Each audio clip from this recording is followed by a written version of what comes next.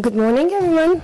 Dear Prime Minister, dear representative from Finland, dear experts. I'm very happy to be here and host the Northern Future Forum for Green Competitiveness workshop. My name is Ines Andersson and I'm a Managing Director of expert consulting company Gateway Baltic, and it's my pleasure to be here. And we all know that recently all the world has gone through massive industrialization, and we all know that business as usual is not an option anymore. And green industry developments and green economy has seen as a solution for more sustainable development. Green industry development means also greening of existing industries and creation of new startups, new innovations.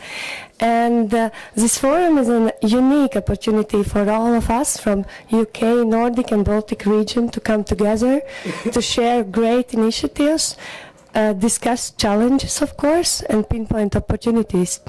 And it's my pleasure to invite the first presenter of today, Heidi Kakko, who is a representative from venture capital fund SmartCap, to be our first presenter and expert. Thank you. So, ladies and gentlemen, good morning from my side. So I represent today Estonia. My name is Heidi Kakko. I am the CEO and the fund manager of SmartCap. SmartCap is a venture capital investment arm of the Estonian Development Fund. Currently we have 18 companies in our two portfolios. We have been investing more than 4 years, and the majority of the companies in our portfolios are IT related. Though I would say that all these investments are green investments or clean investments, because the IT investments, they are increasing efficiency. And definitely we have a couple of directly related green tech investments as well, as one of our companies, Glavind, is developing a new type wind generator that will be much more efficient than the current ones. And for example, one of our portfolio companies, Now Innovations, is helping the large corporations to solve the complex mobility issue. So that definitely these young startups are contributing to the green economy or clean economy. So, is clean tech a modern trend, I would ask? And if we talk about green economy or clean tech in general, definitely these are the innovative services and products that contribute to positive outcome environmentally, but these have to be creating financial returns as well. And currently, as you see, during the previous years, the green tech investments have been dominated by energy-related technologies, but definitely the other sustainable solutions for water and waste management, for agriculture and efficient resource management are also the fields of green economy or clean tech investments. And definitely the area is increasing globally, so that within the recent years the growth of the global market of the clean tech investments has been like by 30%. Definitely, that is something that attention should be paid to. And as we see, the energy-related, like wind and biomass industries, are taking the larger part currently of the investments and of the attention, but definitely the other fields are also following. And if we look at the technology startups, then definitely these are the vehicles of developing and commercialization of those new technologies, new innovations in the industry. And I very much like the quotation of my colleague from Kleiner Perkins Schofield Byers by John Doerr, that going green is the largest economic opportunity of our 21st century. Definitely the large VC investors, the funds, the strategic investors are paying attention to the field. And if you look at the at the lower graph or picture there on the screen, so that is the chain of the clean tech, but any other innovation as well. So that is pushed by the technology side, by the supply that is provided by the research institutions, by academia, by business, and by the market pull that is derived by the customers, by the regulation also, but also by the need for sustainable development. And from the investment side, definitely the public investment and public research and development spending in the early stage of clean tech innovation is of utmost importance, and in the later phases there will be more private financing that will finance that innovation. What do we have in the Nordics? Definitely Nordics is a very favorable base for clean innovation. Based on the Global Clean Tech Innovation Index, Nordic is a clear regional winner. So that basically we can say that small countries are dominating. I would say that there is no other chance for the small countries to be sustainable and to focus on clean tech innovation. Denmark is the single top positioned country for that clean tech innovation index. And as you see that in Denmark, the commercialization of innovation is significantly high, and that is something that other Nordic countries can learn about and can cooperate also with. I would say that the Nordic countries in general, they have that entrepreneurial attitude for innovation and for clean tech companies, but still we have to scale up those companies to be competitive internationally, and that is the challenge that we are facing all together. Startups. I have been in that startup and venture capital business for the last 5 years. I would say that startups as temporary organizations are very good agile models to disrupt the traditional industries, the traditional way of thinking, and developing the new innovation and to commercialization of different innovations. So that at the same time, how does the model of startups work? There should be venture capital providers that are risk-taking enough to finance that new innovation. And that's why the supply of private financing is vital to test those business models and proof of concepts of those innovative business models generated by startups. And that is an important issue to bear in mind, that public grants or subsidies, they don't create the market, or they don't build the businesses. Those new clean tech businesses have to be competitive and they have to provide value by themselves. We shouldn't really subsidize any non-sustainable models of clean tech industries. Definitely the energy efficiency remains as the hottest and the most growing sector of clean tech innovation, like lightning, enterprise energy management, and other dominating sectors, but also solar, biomass, and other industries are following. And there is a selection of good Nordic companies of innovative solutions, how to do things in a different way. Almost every Nordic country is represented by their, for example, Glavind does the wood processing, and microshade is a trademark for photosolar of laminating of windows, how to be more energy efficient. So that there are definitely a very good selection of Nordic companies that are able to provide that innovation and that should be financed to commercialize that innovation. And what can I say else? Leading VC investors all over the world are investing into the field, and the corporate strategic investors are looking at the field much more with an attention than ever before, I would say. Yesterday, why did I miss the dinner? I didn't miss the plane. I was on a BMW and Siemens Venture Day in Munich, and that is a very good example how large established well-positioned corporations are looking for the innovative young startups to solve complex problems. Yesterday we focused on mobility, so that how those startups can provide the value in order to make it more efficient, the public transportation, the infrastructure investments, and BMW considers itself not as a car production company, but as a mobility provider. So it's a clear shift in the attitude and in the way of thinking. We all have to pay attention how to be sustainable. Venture capital financing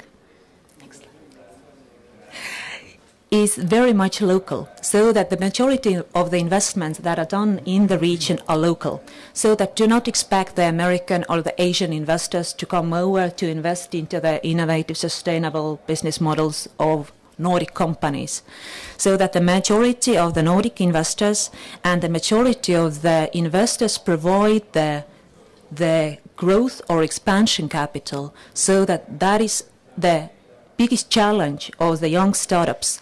There is a gap between the finance raising and the finance supply. Money is needed in early stage and provided in the later stage. Cleantech is complicated for the VC investors because it includes a variety of different fields and business models, and it is very difficult to be an expert in every field of business. And VC investors, they tend to specialize in the cleantech as a sector in general. You have to have a very wide specialization. It also includes not only the financial or economic benefits, but also environmental and social benefits that is very difficult to calculate for. And it does not provide only new infrastructure, but also complex technical innovation, and has to make the market, and that is expensive. And that is why I truly believe that the public financing role in the early stage of cleantech innovation or financing cleantech innovation should stay.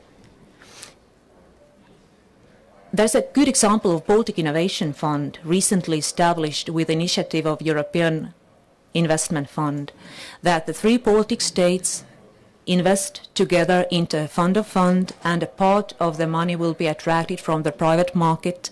And I hope very much that at least one of the funds that will be established under the Baltic Innovation Fund will be of cleantech focused.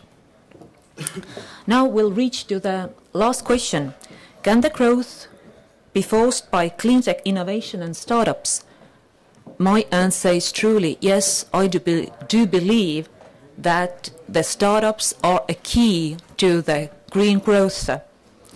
And definitely the public sector and the public policies in the field have a huge role of setting the ground, so that if there are the focus on sustainability and strict environmental policies, that will attract the startups to disrupt the current way of thinking and current traditional industries, but also that will force the more established companies, corporations, to cooperate with startups and to provide the better solutions.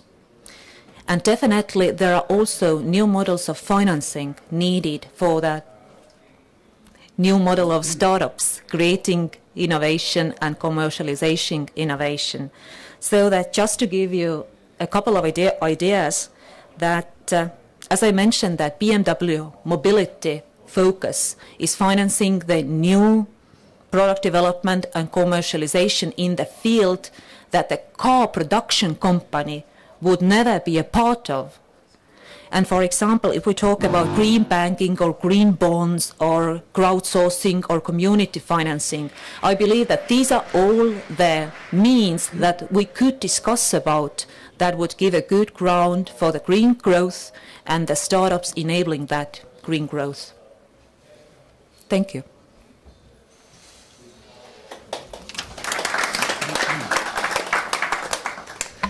Thank you, Heidi, and I think we gave a very inspirational speech on green startups and green growth. And now I would like to give floor to our other expert from Norway, Fredrik Meling, who is more talking about greening of existing industries and maritime sector.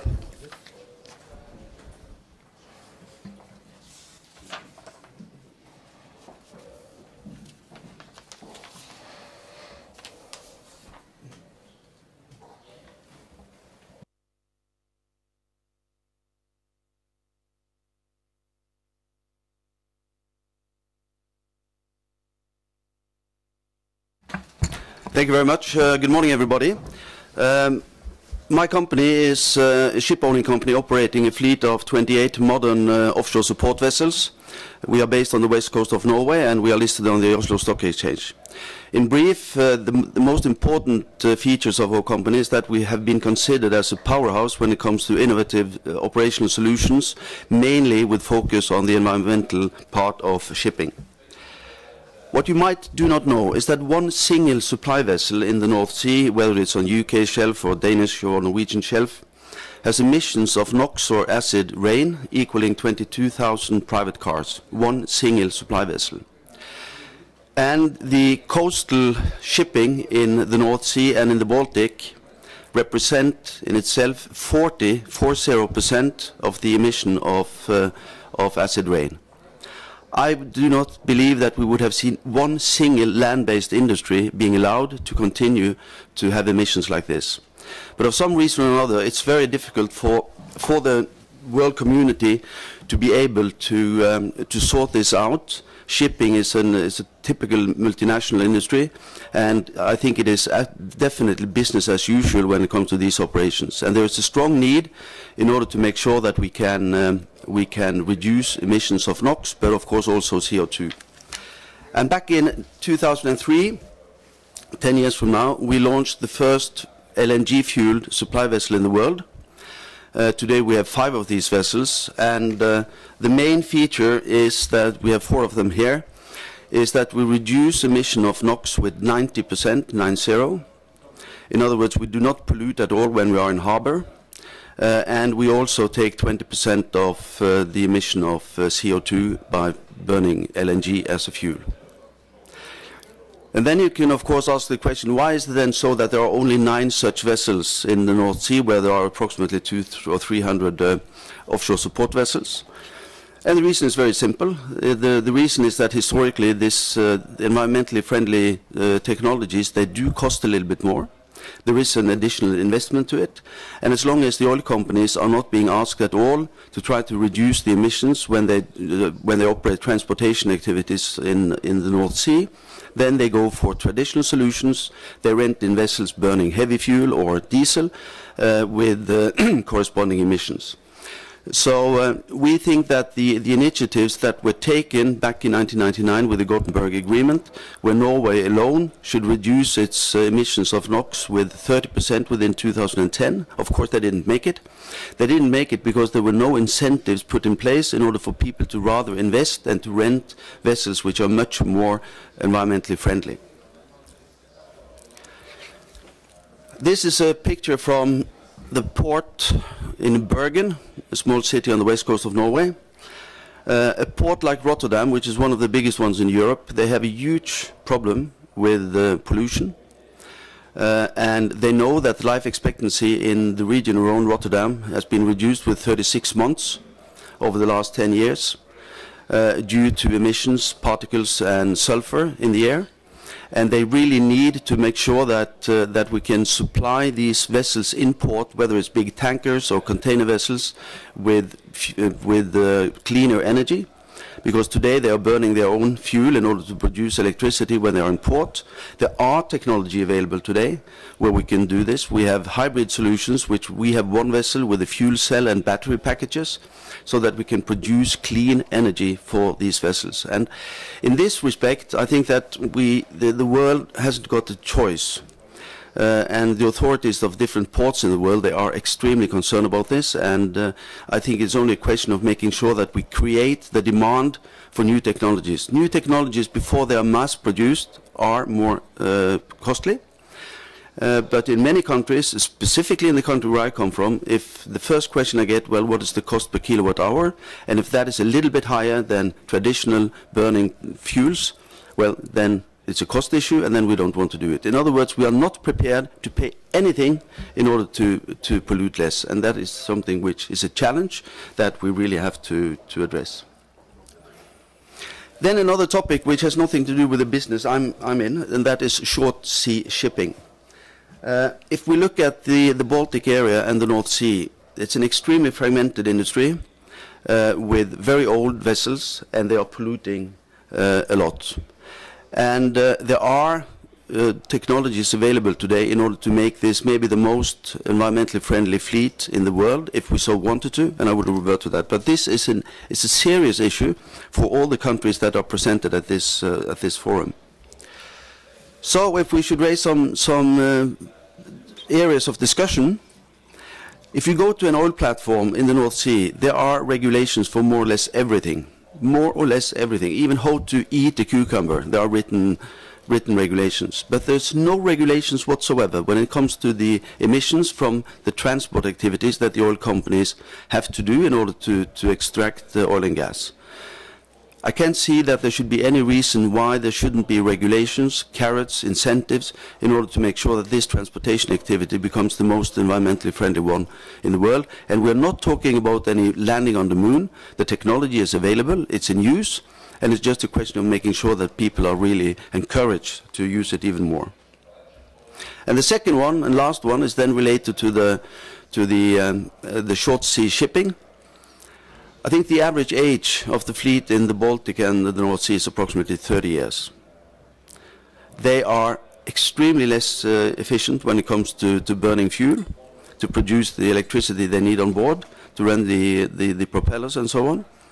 And I don't see any reason why politicians in this region could take a major step in order to make sure that we have some incentives in place that this fleet can be renewed. Everybody are talking about getting goods from road to sea, but the development is in the opposite direction. It goes from sea to road because this is not efficient anymore. So that is an area where I think that the politicians should really concentrate in order to improve. Thank you for your attention.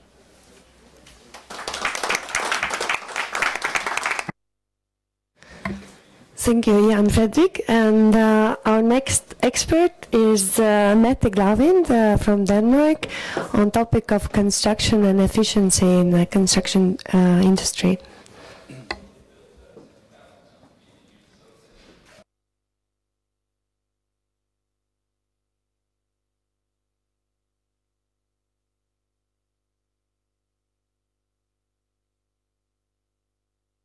Okay, thank you for the invitation to come here and give a presentation. My talk is about coming from research to innovation in practice, and that by cooperation in the entire value chain. This is what I work with every day. I come from Danish Technological Institute, a private institute that works with helping companies to innovate. In order to make it very concrete and solutions-oriented, I will give you examples from the building and construction sector.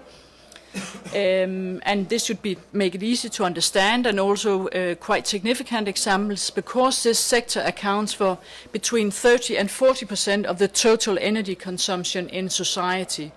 I can also see from the background notes for this event that many of the countries have given priority to reducing energy consumption in buildings.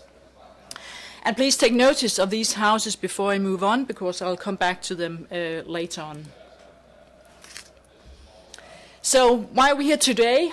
Well, of course, it's about this grand challenge, that's the climate change.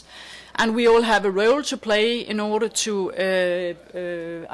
make something good out of this challenge. It is the climate change that's the main driver for the innovation. It pushes industry so that it has a need for new products and services. Of course, this should be followed by a proper business plan.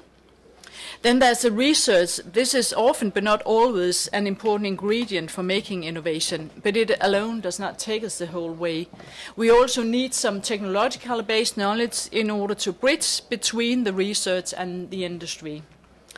And last but not least, we need a cooperation in the whole value chain. And it means coming from research via all industrial stakeholders to the end users and possibly also financial partners and authorities as well. And this is seen from my experience will lead to successful green innovation.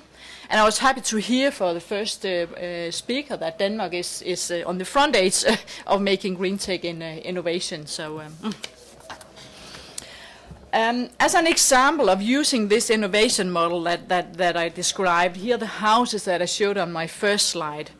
Here they have been built in practice. We use them as full-scale demonstration, and this is a graphic schedule showing the houses. They are flexible, meaning they can be assembled and disassembled again and again and tailor-made for any energy level. And new products and components can be tested in full scale together with other products and components and the whole energy supply system.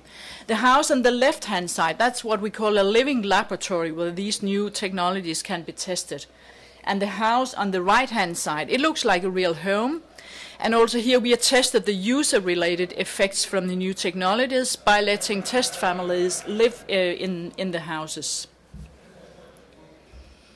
Here are some examples of green products already on the market. And they have come out from following the innovation model. The one at the upper right-hand corner, that's a new ventilation product. And even if it maybe for you looks a little big or silly, it's a quite unique product. It has come out from again, following the innovation model and testing in the houses, and it's now on the market.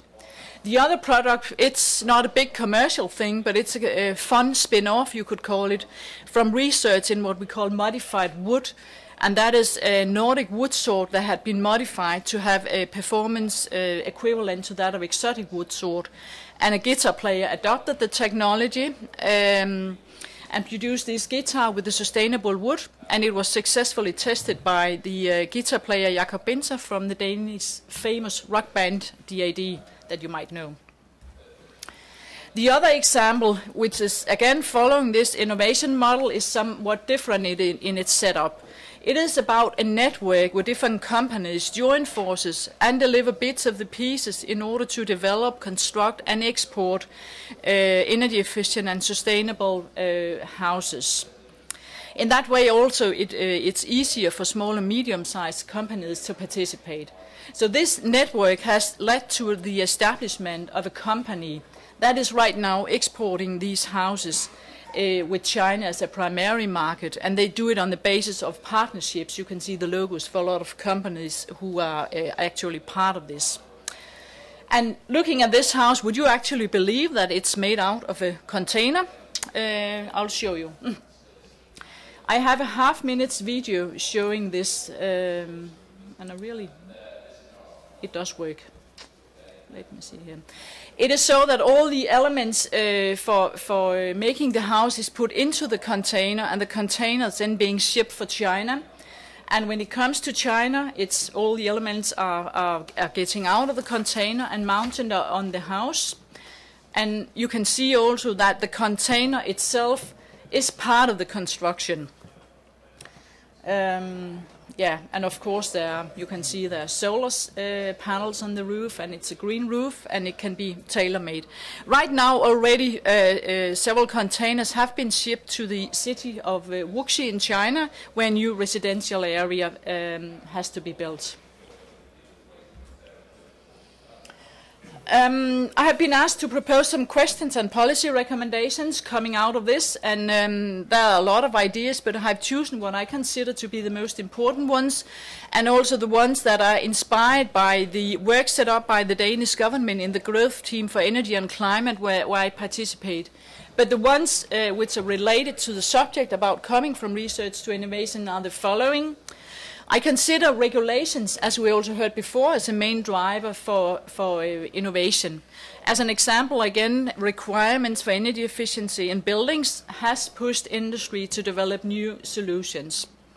I started my talk also by pointing out the importance of a cooperation in the entire value chain, And here it's important that the research and development programs reflect that, so that it forces all partners to cooperate. Also, the full-scale demonstration I consider very important. You saw the houses as an example, but in order to go the whole way to the market from research, it's necessary to have it tested in full scale. The last two recommendations, well, one thing is to consider to go abroad. You have to focus on a strong local market and expand from there, meaning that it could be sensible to build on existing key positions and strengthen them further. And another way to make a successful export could be to have companies joining forces, making partnerships, so that they together are delivering the whole system solutions by these export networks, and make it easier to go to countries like China. So thank you very much for your attention. This was what I had for my 5 minutes presentation. Thank you.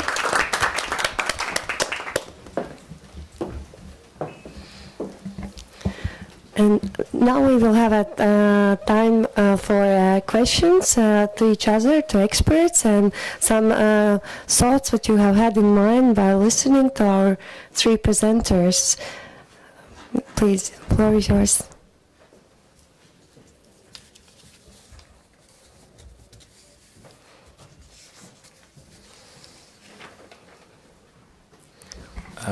I'm Gatis Bašbauers from Riga Technical University, and I have a question to Heidi Kakko.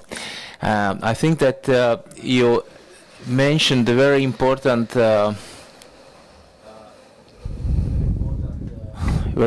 thing for the research, results of research to be transferred into new products, namely the funding for the basic research, for the development of prototypes which can be really demonstrated and sold to companies, to venture capitalists. And here the public funding is very important. How do you see how can this situation can be improved? Is it sufficient right now, the public funding which we have in Estonia, for example, and other countries? On how can that be improved? And do you see new models for venture capital try to sort of provide financing in this period of gap between the research and the product? Do you think about innovation also in venture capital business? Yeah. Thank you for the very good question. That is a really difficult question to reply to. And I see that there are different ways of doing things. As I said, that if there will be, for example, Baltic Innovation Fund for the Baltic region, I truly hope that a part of that will be focusing on clean tech investment funds. At the same time, while having European Investment Fund as one of the key investors in the fund, they would like to go into the later stage than early seed or startup stage.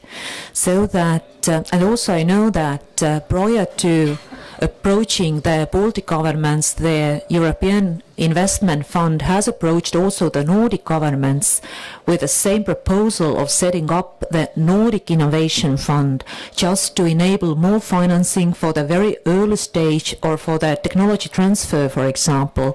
And unfortunately, that initiative didn't work out because of lacking that mutual understanding. But I believe that the Danish model and also the Finnish model are of good examples, so that how the state can state that clean tech or green tech innovation are of the priorities or focuses, and not to provide only the money for the basic research but also for prototyping.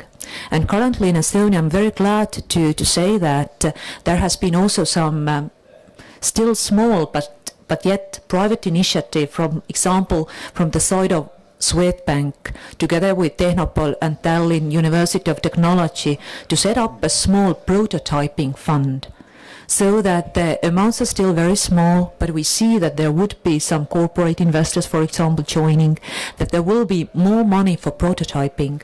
But in cleantech industry, that's complicated because you will have a longer cycle and more time and money is needed until any sort of beta version can be tested. So that definitely I would say that the state policy in these terms of allocating the funding for prototyping and testing and also for the public direct investments in commercialization, because the venture capital is an industry and that operates based on profitability expectations. And if we see also from the later presentations that sometimes the sustainability models can be more costly at the beginning, there should be an incentive, or there should be a sort of tax for the externality that is provided by the polluters.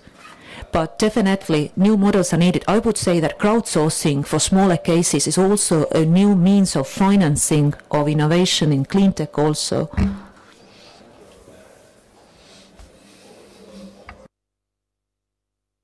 Yes, thank you. I have a question for Mr. Meling. You said that, if I understood you correctly, that there's a kind of a lack of regulation in the field of maritime transport pollutions. But how would you comment on this pretty recent EU legislation on the NOx limitations in the Baltic Sea, which has become a very big issue in Finland because the Finnish export industry is very afraid that it will increase their transportation costs hugely, and so how do you see that from your perspective? Is it a manageable problem? Well, to what extent it's manageable, I think the answer to that is yes. It's just a question of time. And I think that what the EU and also the International Maritime Organization is doing these days, they introduce new regulations much faster than what they did in the past. If you go back in the 80s and 90s, if somebody's talked about new regulations from IMO, everybody said that, well, it will be in 30, 40 years from now. Now they make decisions, and in 2 or 3 years' time, people have to invest substantially in their ships in order to get pollution down. So, yes, we are in a decade where the solutions will be found. We've had a long, long period behind us where we have been quarreling to what extent we have some issues or not. So, but I think that as long as the rules are the same for everybody, this will also create business opportunities. And as long as the EU and the IMO can agree on common rules, I mean, they are the same if you're a Norwegian ship owner or if you're Greek or whatever, then it's good. Then it's good for the world and it's good for transportation on keel. But I think that there will be some areas where people will be struggling because the speed of this is, think when you build a ship, it's supposed to live for 40 years, 30 years. And you have a 5-year-old ship and it's polluting too much. So what are you going to do? So I think we will see some political battles, but definitely I think it's very good that these things are starting to accelerate.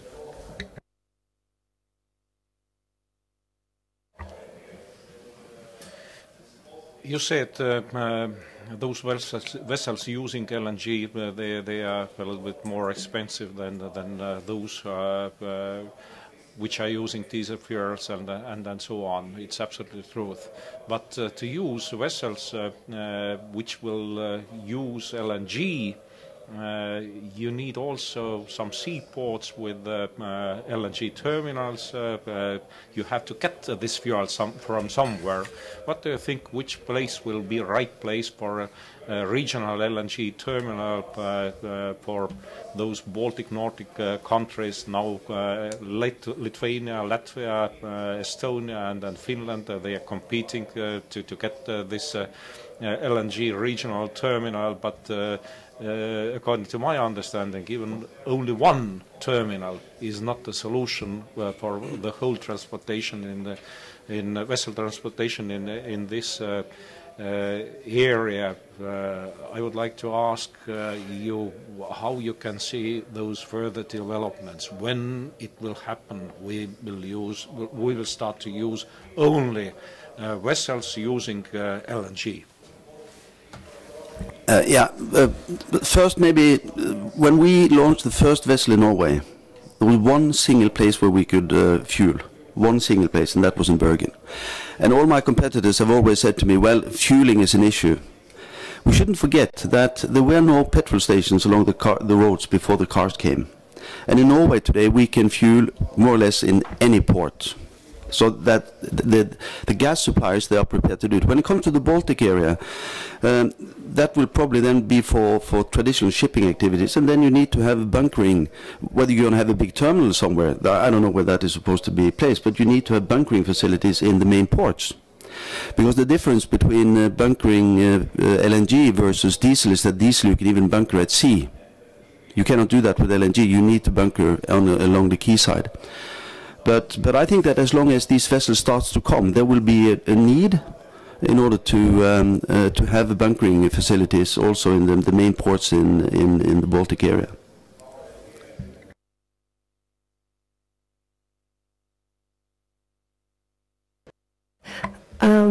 We all talk that public sector plays a very great role in fostering green industries and developments.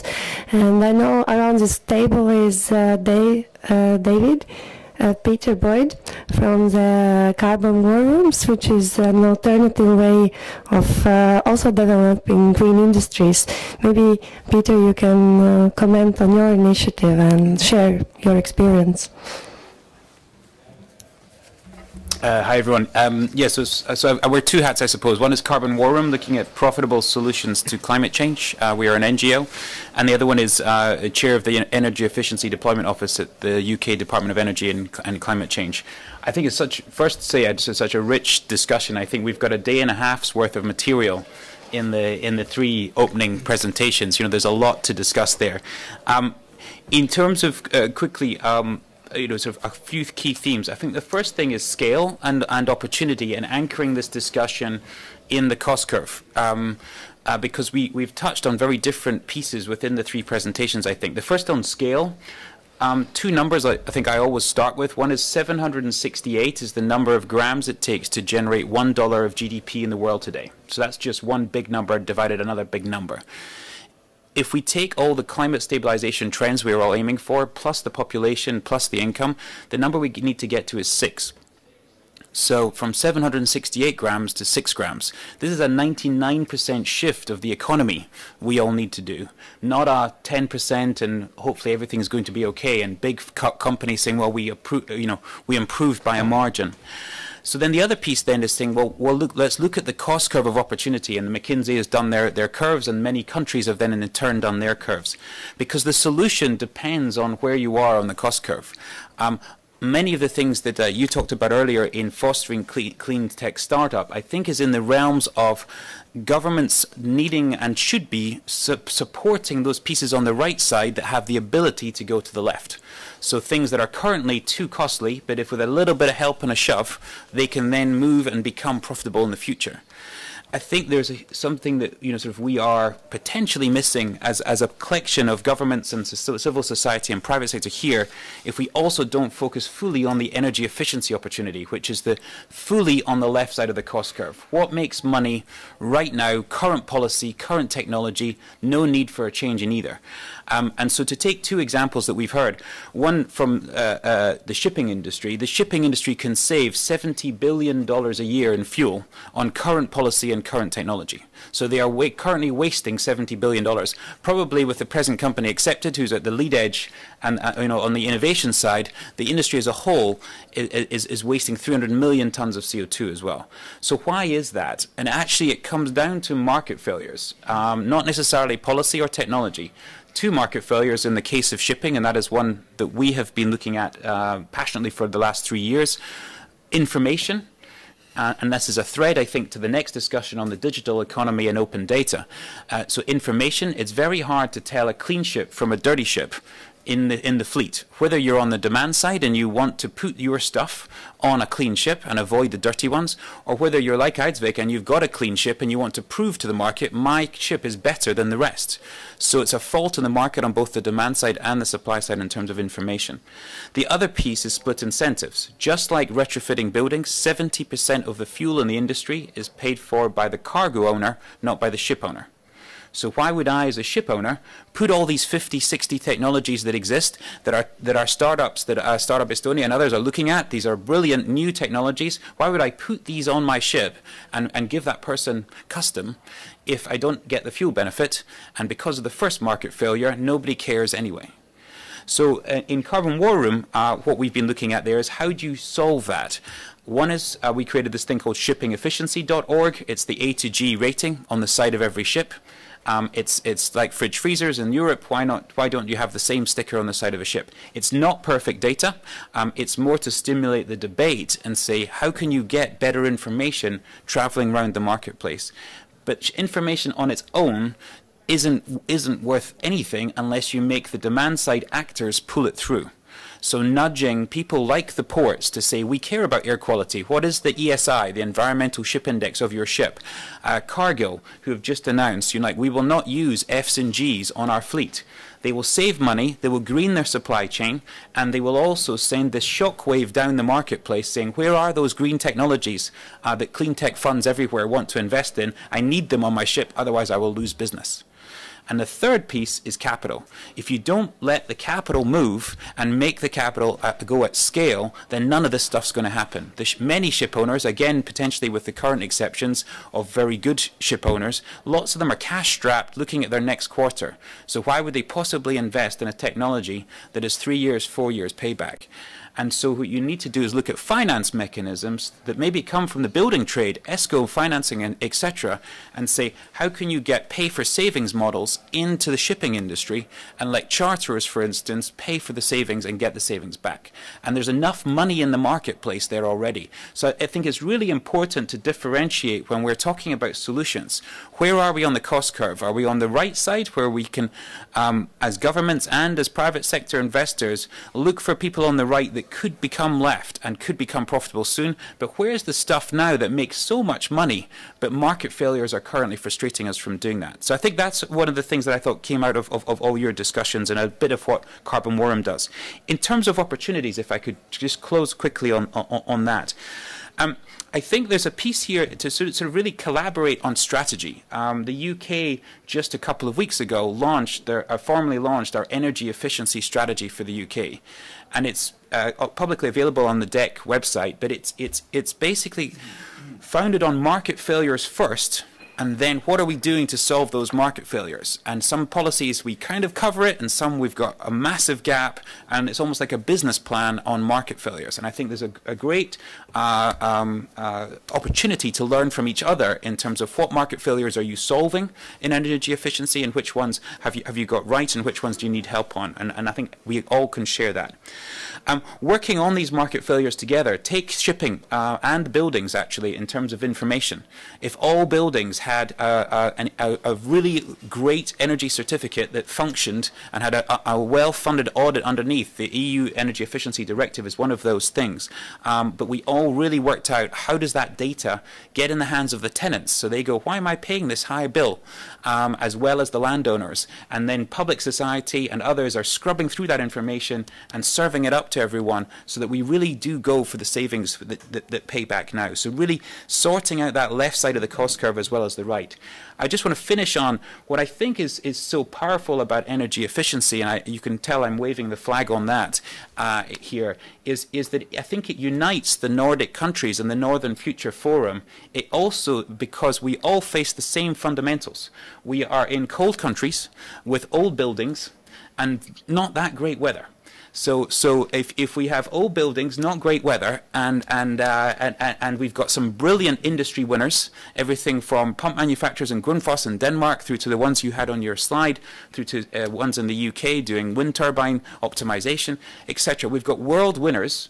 And bad buildings and bad weather. So energy efficiency should really pay for itself, and the co-benefits are huge. It's a warm place that we get, it's comfortable, it pays back, and it's local jobs that we create. So I think it's a real bind for this mission, I think, for the northern countries to work together.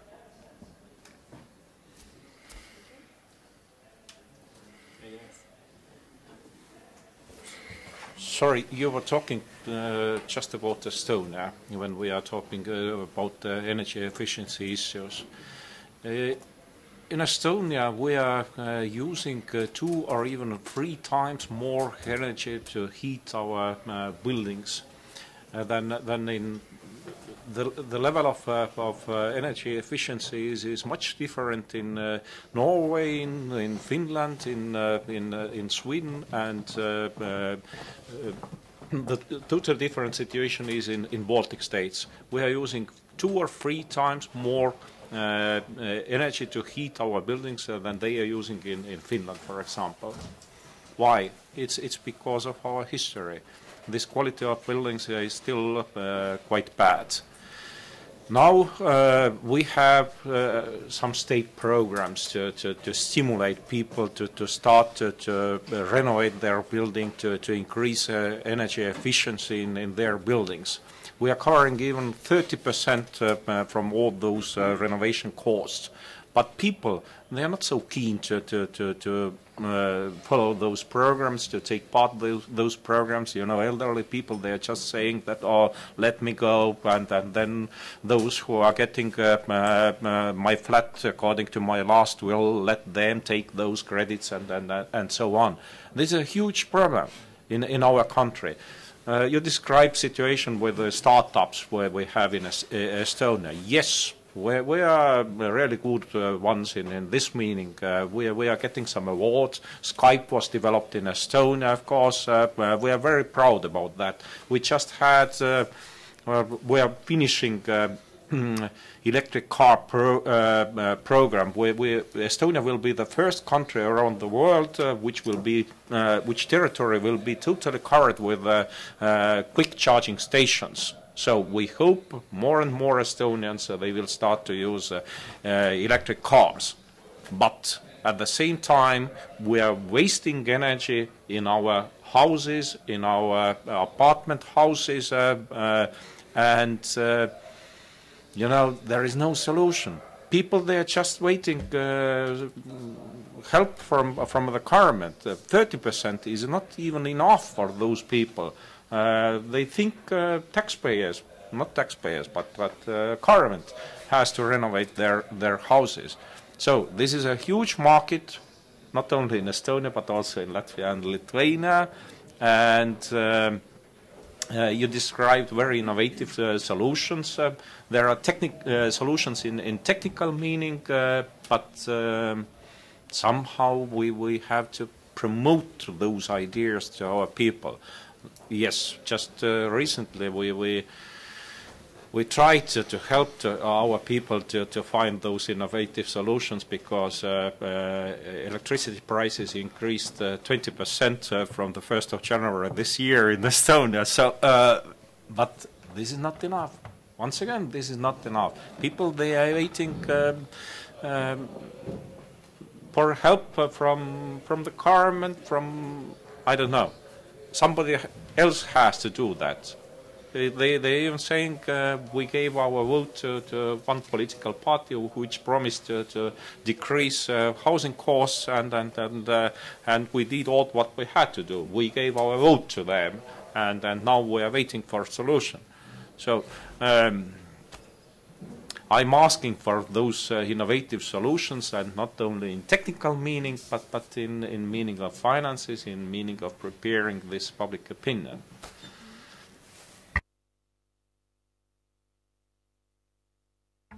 Yes, thank you. This has been a very interesting discussion, and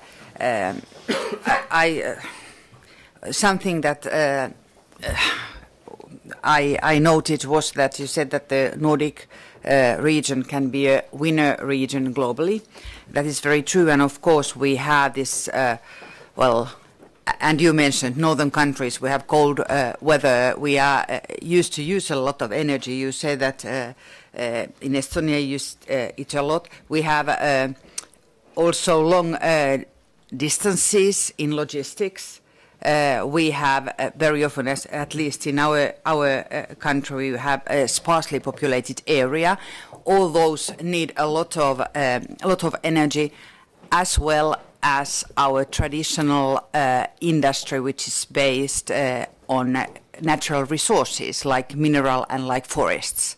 very energy intensive in that way. And that's why I do agree that energy efficiency is one of the topics which really bring all the Nordics together.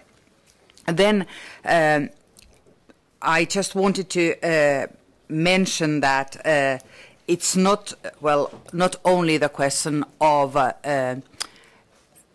environmental friendly production, but also environmental friendly consumption. And that is something that we have a role to do from the government part to educate people.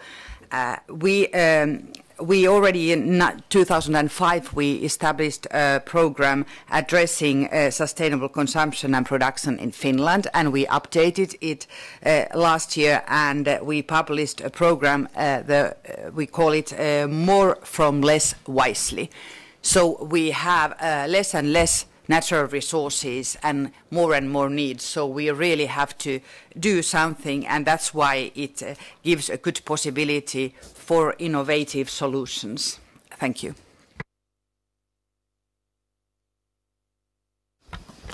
I would just like to comment on the discussion about incentives to make energy renovation. What we're trying in Denmark is try to connect the value of the buildings with energy mark or certificate, as we also heard from the other side. And we have some new analysis showing that there is a clear relation between the value of a building and its mark of energy efficiency, or how much the building consumes. And in that way, it will be reflected when buildings or flats are being sold. And it's also being reflected in if you are able to raise finances whenever you're going to make a energy renovation or not. So this is one of the stronger incentives that we believe in, that could, I mean, push building owners to make the necessary energy renovation. Thank you.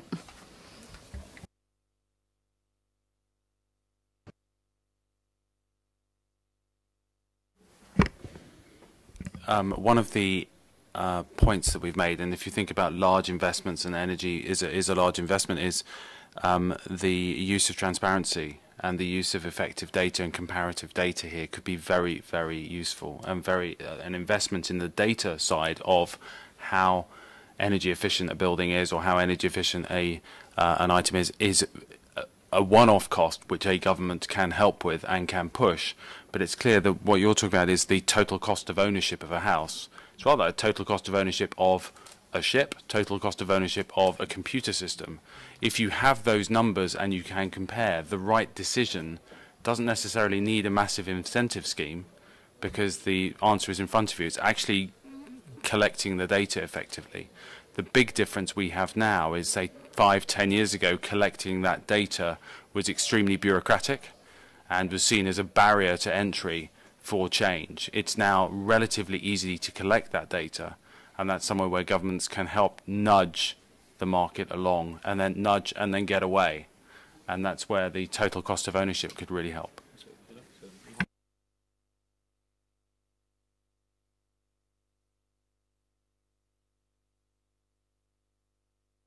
And I know in Asia there are schemes like that. Like you say, we go in and they actually spot for the cost, so they're helping the companies to get the data they need to, you know, share and know just where they stand, to create a baseline for energy consumption. Just to chip in on linking a couple of those things together, and on the Estonian point as well, which I think is great. Is one is the sort of the monitoring as an opportunity first. So you get the data in. It actually is, you get many industries where there's an energy efficiency opportunity. Just the pure fact of measuring and getting the facts to the right people does trigger the change. But what it also does is it maybe gets the person in the flat to go, oh, I could be saving much more than this. Yeah. In the ship owner manager is going, oh, I'm saving 15% just by getting the right information to the captain. how much more could I be saving when I put the bits of kit on? The other bit that's absolutely vital is it also is the bedrock of the financing. Because if there's good measurement at the start of this, then financing can come in because they know what they're financing and where they're getting the savings. So it's a user behavior piece. It's, as you say, enabling good decisions even without anything else, any other policies, and then it's also the financing. The other piece in terms of this collaboration, which you mentioned on Estonia, is like the piece about potential marketing opportunities, because this is a huge marketing opportunity and at the moment problem to get the public to do this. So where are there pieces where it's worked? Where are the nudges, to quote Liam there, in terms of where it's worked? Gamification, for instance, me knowing that I'm the energy hog on the street, that you know, the street's data is there on energy consumption and I'm the worst, or I'm on the 12th floor and I'm a tenant of this multi-building and I'm using far more energy than everybody else. That idea of using the data to play off against each other. And then the last piece, which I think is really interesting about Eastern Europe and many of you embedded in your history, the flip side of it being hard because there's so much bad buildings is that they're actually homogeneous. And from an investment opportunity, if you can get the demand side to say, come on in and make the retrofit, then it's the same retrofit, you know, sort of multiple times. So in terms of making a bond, making a white van do the same thing 500 times, you know, actually there's a financial opportunity for it being quite similar and being such a huge opportunity. We are finalizing our group discussion, and I see that around our table are great experts from different fields and great ideas, and also around our region, Nordic, UK, Baltics, there are already effective policies, there are already technologies in place. So actually this type of forums, and I hope this will encourage you to build in more and develop even more contacts and share this know-how which is around our region. And yes, so thank you for the participation, and I hope that in several years green will be the trademark of our Nordic region in a global context. Thank you.